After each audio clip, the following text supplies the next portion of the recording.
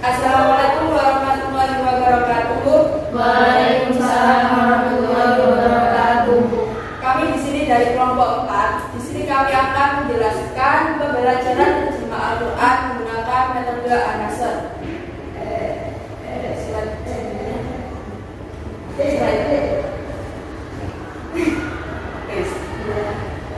Kami dari kelompok 4 terdiri dari 10 anggota. Yang pertama Suralinda, 2 Riana, 3 Amin Siddiq, 4 Imam Zakasi, 5 MK, 6 Intan, 6 Syahrul, 8 Sofia, 9 Dita, dan 10 Octavia. Selanjutnya, nah kami di sini akan terbagi menjadi 2 sesi. Yang pertama kita akan menjelaskan materinya, yang kedua kita akan mempraktekkan pembelajaran terjemah Al-Quran menggunakan metode An-Nasr sendiri. Di sini saya akan menjelaskan tentang sejarah metode An-Nasr.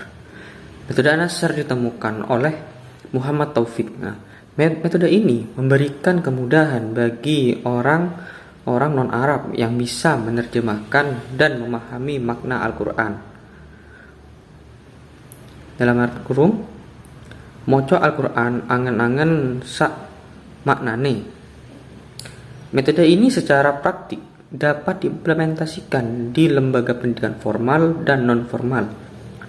Metode An-Nasr adalah metode yang mempelajari cara menghafal kosakata di dalam Al-Quran. Selain itu, mempelajari ilmu nahwu dan sorof serta ilmu asbabun nuzul.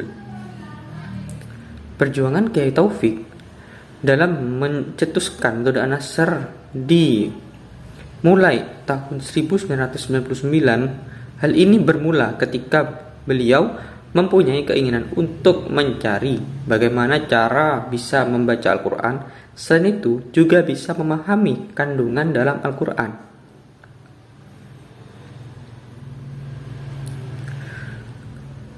Sebelum menemukan metode An-Nasr, proses pencarian metode yang tepat telah dilakukan oleh Kiai Taufik selama beberapa kali.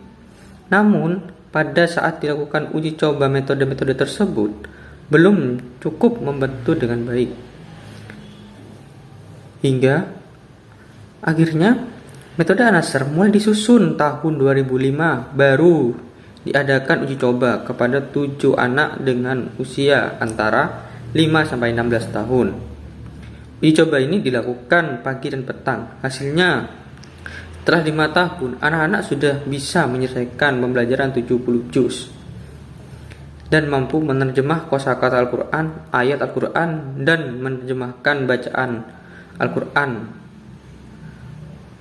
Nah, metode An-Nasr yang ditemukan oleh Taufik, beliau berasal dari salah satu dusun di Kabupaten Malang, yaitu dusun Desa Sukolilo, Kecamatan Wajak. Beliau hanya lulusan madrasah sanawiyah. Namun setelah menemukan metode ini, beliau ditawarkan melanjutkan studi oleh Kepala Sekolah SMK Cendekia Bangsa Kepajen. Akhirnya beliau mengikuti kejar paket C, dan pada tahun 2010 beliau melanjutkan studi ke jenjang perguruan tinggi atas pemberian dari Kepala Sekolah SMK Cendekia tadi. Mungkin itu saja yang dapat saya sampaikan, kurang lebihnya mohon maaf. Wassalamualaikum warahmatullahi wabarakatuh. Selanjutnya materi pengertian metode An-Nasr akan dijelaskan oleh saudara ini. Dipersilakan. Di sini saya akan menjelaskan tentang pengertian metode An-Nasr. An-Nasr berasal dari bahasa Arab yang artinya pertolongan. Nasr merupakan nama dari sebuah metode terjemah Al-Quran, diharapkan dapat berdampak kepada proses pembelajaran terjemah Al-Quran yang selalu mendapat pertolongan dari Allah SWT. Surat An-Nasr merupakan surat ke-10 dari Al-Quran. Dalam surat tersebut terdapat peristiwa Fathu Makkah, yaitu pertolongan Allah kepada kaum Islam dalam merebut Mekah dari orang-orang kafir, serta menjadi permulaan dari kejayaan Islam. Metode An-Nasr suatu metode atau cara menerjemahkan Al-Quran baik per kata maupun per ayat dengan teknik mengulang-ulang. Kedua makna An-Nasr dalam konteks satu di antara surat Al-Quran yang menceritakan kemenangan umat Islam setelah merebut kota Mekah atas pertolongan Allah, menjadi alasan lainnya mengapa metode ini diberi nama An-Nasr. Artinya, peserta didik yang belajar menerjemahkan dan memahami Al-Quran menggunakan metode An-Nasr akan selalu memperoleh pertolongan Allah SWT dan memperoleh kemenangan. Senantiasa mengingat bahwa tanpa adanya pertolongan Allah, apapun metode, teknik, dan cara untuk memahami kalam Allah, dengan mudah hasilnya akan jauh dari sempurna. Kurang lebihnya mohon maaf. Assalamualaikum warahmatullahi wabarakatuh. Selanjutnya materi langkah-langkah metode An-Nasr. Presentator dipersilakan. Baik, terima kasih Mbak Moderator. Di sini saya akan menyebutkan langkah-langkah metode An-Nasr.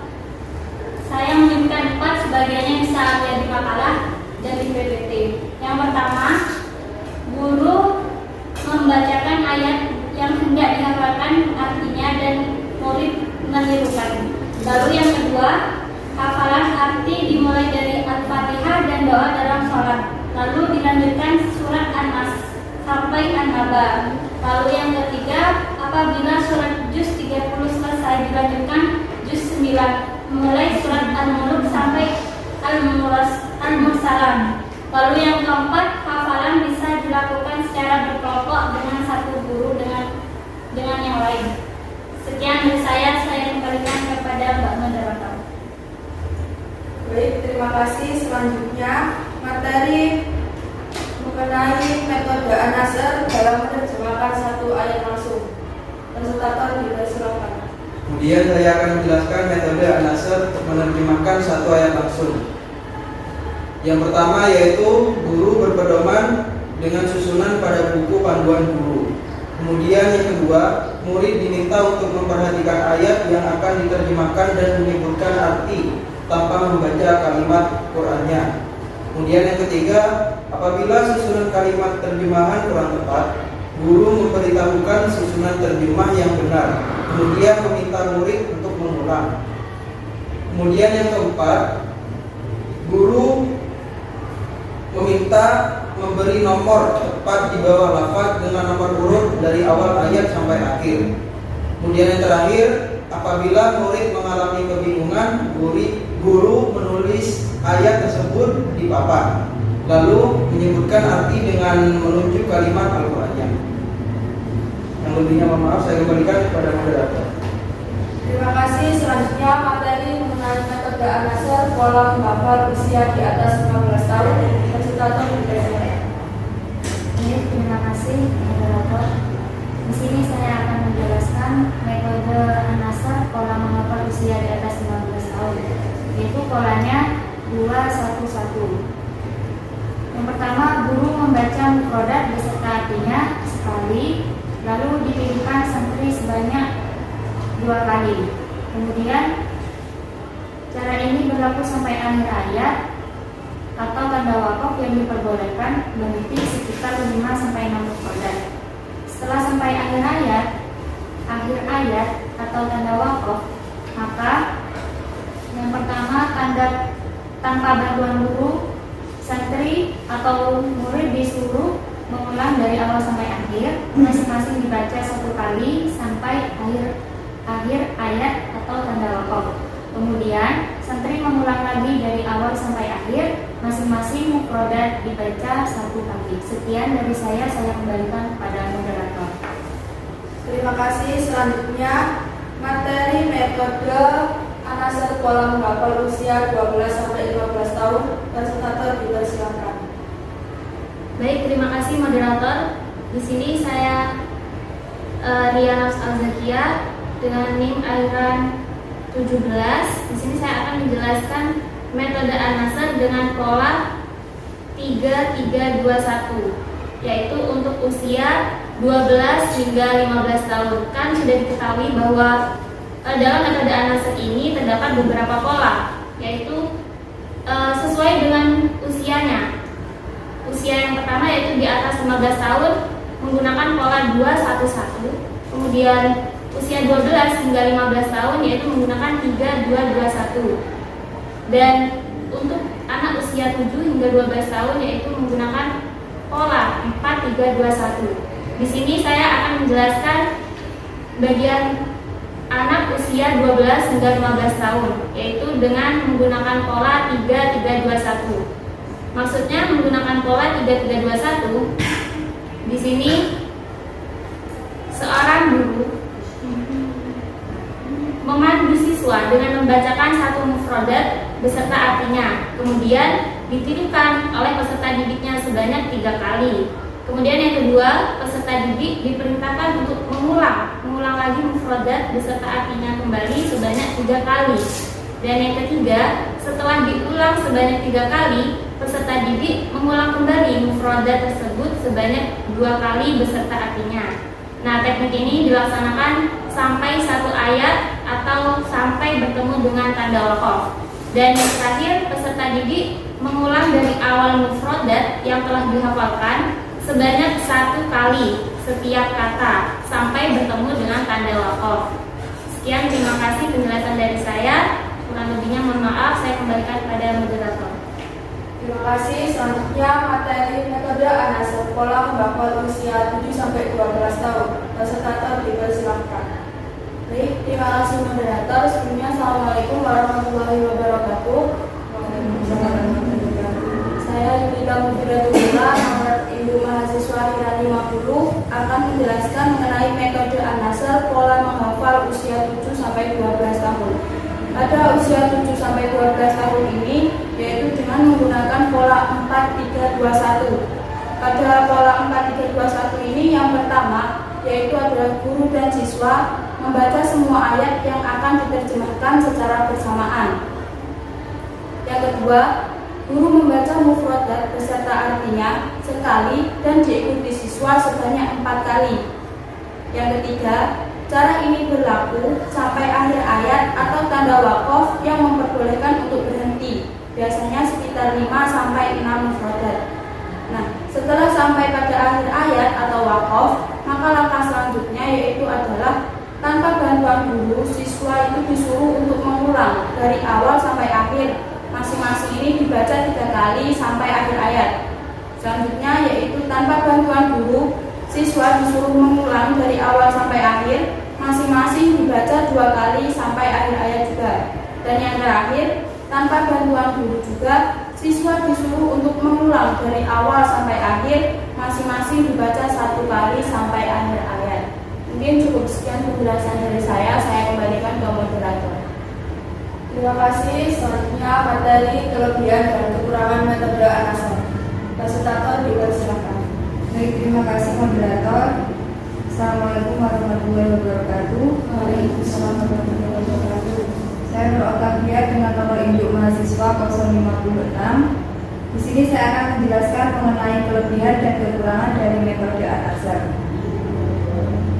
Yang pertama, saya akan menjelaskan mengenai kelebihan dari metode analisis. Yang pertama, menerjemahkan arti perkata. Metode ini dapat menerjemahkan arti perkata sehingga peserta didik dapat memahami arti dari setiap kata pada setiap ayat atau bacaan dalam Al-Quran. Yang kedua, menerjemahkan arti per ayat. Metode ini juga bisa menerjemahkan arti secara per ayat. Jadi peserta didik juga dapat mengetahui makna keseluruhan dari setiap ayat Al-Quran.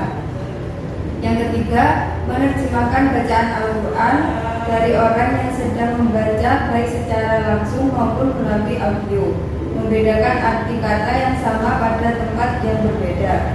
Yang selanjutnya saya akan menjelaskan mengenai kekurangan dari metode analisis ini. Yang pertama, pola metode ini kurang efektif apabila diterapkan pada peserta didik yang berusia 15 tahun ke atas. Mengapa?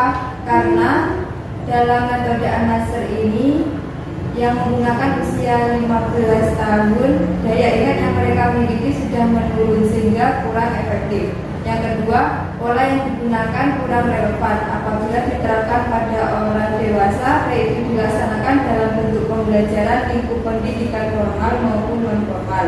Yang terakhir, tidak memperhatikan tingkat hafalan serta peserta didik yang berusia dewasa. Mengingat metode ini lebih menekankan pada teknik hafalan dengan cara mengulang-ulang lafaz atau ayat Al-Quran beserta artinya. Hal ini kurang cocok karena teknik seperti itu membuat peserta didik dewasa akan merasa jenuh dan terlalu monoton. Sekian presentasi yang dapat saya sampaikan. Kurang lebihnya mohon maaf. Wassalamualaikum warahmatullahi wabarakatuh. Waalaikumsalam warahmatullahi wabarakatuh.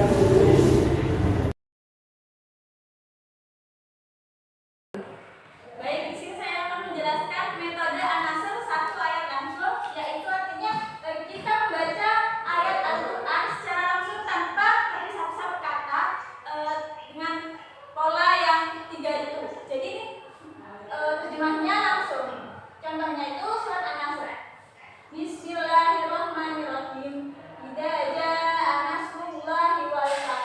Apabila datang pertolongan Allah dan kemenangan. Nah, kemudian dilanjut dengan murid juga membacakan apa yang sudah saya terangkan tadi. 1, 2, 3. Bismillahirrahmanirrahim. Idza jaa nasrullahi wal fath. Apabila datang pertolongan Allah dan kemenangan. Ayat kedua, wa ra'aitan saya yadkhuluna fi dinillahi afwaja. Dan engkau melihat manusia berbondong-bondong masuk ke agama Allah. Dan ra'aitan saya yadkhuluna fi dinillahi afwaja. Dan engkau melihat manusia berbondong-bondong masuk agama Allah. Ayat ketiga, fasabbih bihamdi rabbika wastaghfir innahu kana tawwaba. Artinya, maka bertasbihlah dengan memuji Tuhanmu dan memohonlah ampun kepadanya, sungguh Dia Maha penerima taubat. Fasabbih bihamdi rabbika wastaghfir innahu kana tawwaba. Maka bertasbihlah dengan memuji Tuhanmu dan memohonlah ampun kepadanya, sungguh Dia Maha penerima taubat. Itulah contoh surat An-Nasr terjemah dengan menggunakan satu ayat langsung. Baik, di sini saya akan menjelaskan, saya akan mencontohkan mengenai metode An-Nasr dengan pola 221, di mana pola 221 ini akan digunakan oleh usia 15 ke atas. Nah, di sini saya akan membacakan satu ayat tapi per mufradat. Nah, itu nanti kalian tirukan sesuai arahan saya. 221. Jadi kalian menirukan 2 kali, kemudian 2 kali dan 1 kali setiap ayat. Paham? Paham. Sebelumnya kita baca terlebih dahulu surat Al-Kautsar ini. Bareng-bareng. Bismillahirrahmanirrahim. Inna a'tainakal kautsar fasholli li rabbika wanhar. Inna syani'aka huwal abtar. Selanjutnya kita baca per mufradat ayat pertama. Kita pakai pola 2 terlebih dahulu. Inna sungguh kami 1, 2, 3. Inna sungguh kami A'tainaka telah memberimu Muhammad 1, 2, 3. A'tainaka telah memberimu Muhammad. A'tainaka telah memberimu Muhammad. Selanjutnya Al-Kautsar nikmat yang banyak 1, 2, 3. Al-Kautsar nikmat yang banyak. Al-Kautsar nikmat yang banyak. Selanjutnya pola yang kedua 2, 2. Nah, ini dibaca 2 kali seperti tadi. Tapi saya tidak mencontohkan, kalian langsung membaca sendiri. 1, 2, 3. Inna sungguh kami A'tainaka telah memberimu Muhammad. A'tainaka telah memberimu Muhammad. Al-Kautsar nikmat yang banyak. Al-Kautsar nikmat yang banyak. Selanjutnya pola yang terakhir 1 kali. 1, 2, 3. Inna